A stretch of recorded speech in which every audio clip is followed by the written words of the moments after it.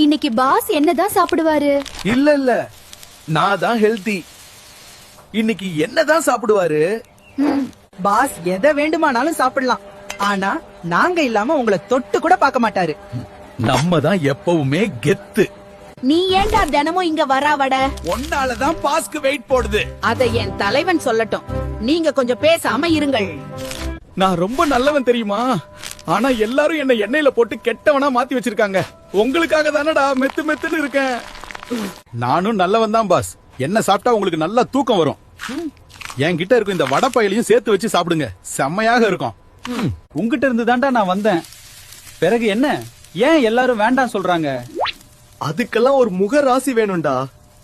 Pass கத்தியோட வராரு. இன்னைக்கு கொத்து பரோட்டா தான். டேய் சப்பாத்தி பையலே, உனக்கு லீவுடா என்று. வாங்க தலைவரே. என்ன வச்சு கொத்து பரோட்டா மட்டும் செய்ய முடியாது. சில்லி பரோட்டா, வீச்சு பரோட்டா முதல் மஷ்ரூம் பரோட்டா வரை எல்லாமே செய்யலாம். யாரு எப்படி போனா நமக்கு என்ன, ஆனா நம்ம இல்லாம இவங்களால இருக்கவே முடியாதுடா. அது என்னமோ உண்மைதான்டா. ஸ்ட்ரெஸ் பஸ்டர்ரா நம்ம.